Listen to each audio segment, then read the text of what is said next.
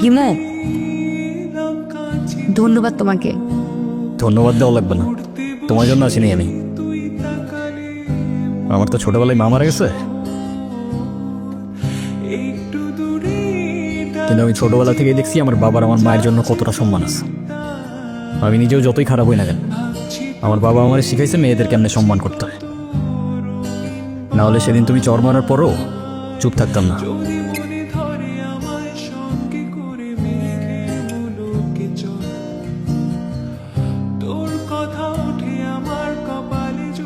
এই হিমু, শোনো না।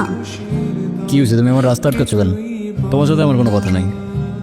আচ্ছা, তুমি এরকম রেগে যাচ্ছ কেন? সেদিনের ব্যবহারের জন্য আমি এক্সট্রিমলি সরি। সরি? তুমি আমার কাছে মাপ চাচ্ছ কেন? তুমি কোনো দোষ করছো? এ শরতে তোমার সাথে কোনো কথা বলার ইচ্ছা নাই আমার। আরে শোনো না, প্লিজ আমাকে এবার মতো ক্ষমা করে দাও। আমি না না বুঝে ভুল করে ফেলেছি। সরি বললাম তো, সরি। আচ্ছা ঠিক আছে, মাফ করলাম।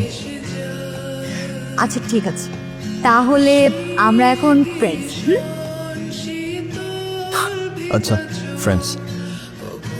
আরে হিমু, তুমি বাদামের খোসা সহ কেন খাচ্ছ? বাদামের খোসা ছাড়াইতে আমার কাছে ঝামেলা মনে হয়।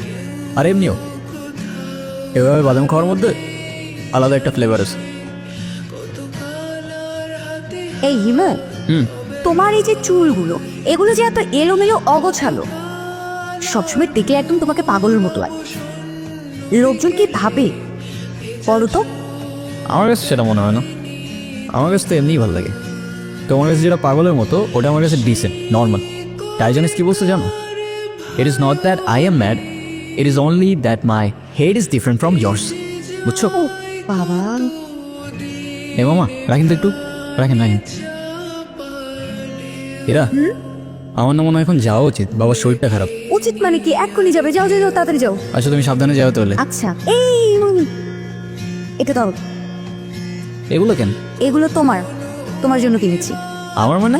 তোমার জন্য মানে এগুলো আমি তোমার জন্যই কিনেছি। নিজে থেকে তো কখনো কিছু কিনবে না, থাকবে পাগলের মতো অগোছাল। এখন থেকে তোমাকে গুছিয়ে দেওয়ার দায়িত্বটা আমি নিলাম। হায় রে, তুমিও না পারো। আচ্ছা সাবধানে যাও। এইটা আবার কি? এটা ধরো, এর কি? Hair spray. এটা আবার কখন কিনবা? ওই যে তোমাকে যখন আসতে বললাম, আমি ওয়েট করছিলাম তখন কিনেছি। আচ্ছা ঠিক আছে বুঝলাম, hair spray. But hair spray দিয়ে আমি করবো কি? হেয়ার স্প্রে দিয়ে মানুষ কি করে বলো তো? এই যে তোমার পাগলের মতো যে হেয়ারগুলো, এগুলো হেয়ার স্প্রে দিয়ে ভালো করে সেট করবে, সেট করে তারপরে চলাফেরা। ঠিক আছে? আচ্ছা ঠিক আছে। আচ্ছা তুমি সাবধানে যাও।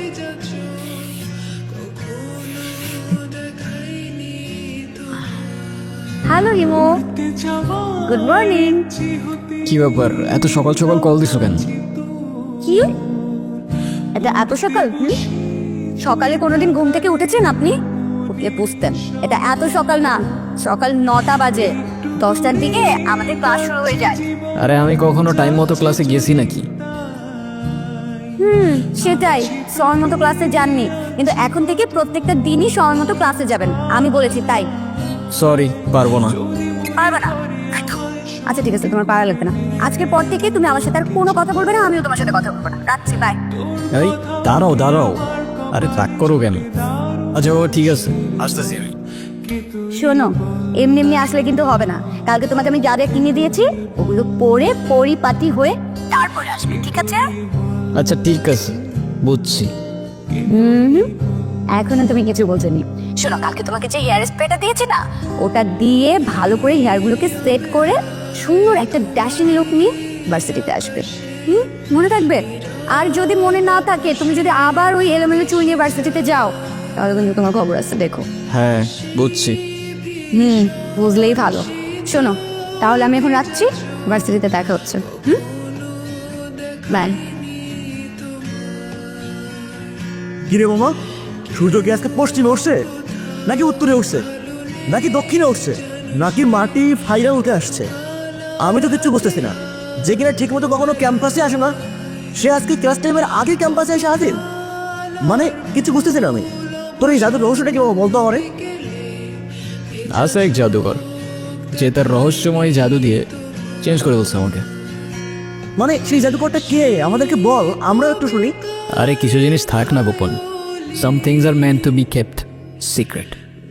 জানিস হিমু, তোকে যদি আগে দেখতাম তাহলে এই গর্তটা প্রেমেই পড়তাম না।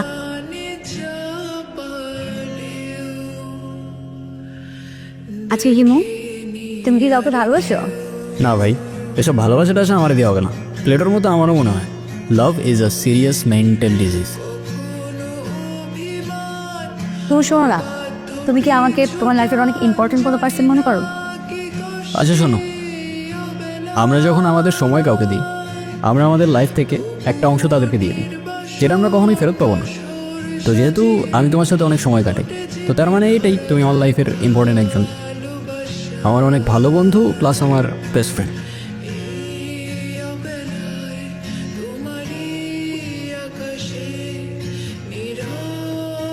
কি ব্যাপার, তুমি আবার খোসা সহকারে বাদাম খাচ্ছ? আরে বাবা, আমি পারি না খোসা ছাড়াই বাদাম খাইতে, কি করবো আমি? আচ্ছা, তুমি যে এরকম খোসা সহকারে বাদাম খাচ্ছ, আশেপাশের লোকজন যদি দেখে কি ভাববে বলো তো? মানুষ কি ভাববে, মানুষ কি বলবে, এগুলো ভাবতে ভাবতে না মানুষের নিজের পার্সোনালিটি চেঞ্জ হয়ে যায়। সেনেগা তো আর এমনি এমনি বলে নাই, we suffer more often in imagination than reality. বুঝছো?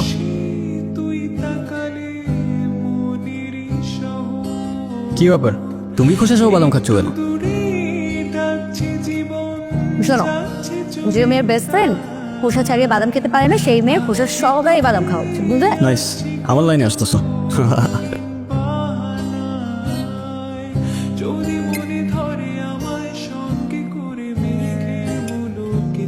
হ্যালো হিমু। আমি এতদিন তোমাকে কতগুলো বলতেছি, কল ধরো নাই কেন? কি হয়েছে তোমার? আরে তোমাকে আমি সব বলবো, তোমাকে একটা গুড নিউজ দেওয়ার আছে। আগামীকাল সন্ধ্যায় দেখা করতে পারবে? হ্যাঁ পারবো, আমারও তোমাকে অনেকগুলো কথা বলার আছে, কিন্তু কোথায় দেখা করতে আসবো? কোথায় দেখা করতে হবে টেক্সট করে জানিয়ে দেবো। আজ রাখি তাহলে, আগামীকাল দেখা হচ্ছে। আচ্ছা, এতদিন কোথায় ছিলা তুমি? তোমাকে আমি পাগলের মতো হচ্ছি এই কয়দিন। হিমু, মাঝে মাঝে কিন্তু হারিয়ে যাওয়া অনলাইন তো কিছু না, ভালো। তো তুমি আমাকে পাগলের মতো কেন খুঁজছিলে? আছে কিছু কারণ। আরে কি কারণ বলবে তো বাবা। আচ্ছা, এত লুকোচুরি করে কি আছে? আমারটা বাদ দাও, তুমি না বললা কি একটা গুড নিউজ আছে, ওটা বলো। আহ, আছে একটা কারণ। শেষ কথাটা না হয় শেষেই বললাম। শেষের কথা মানে বুঝলাম না। তোমার বুঝতে হবে না, বলো তুমি যেটা বলতে চাইছো বলো।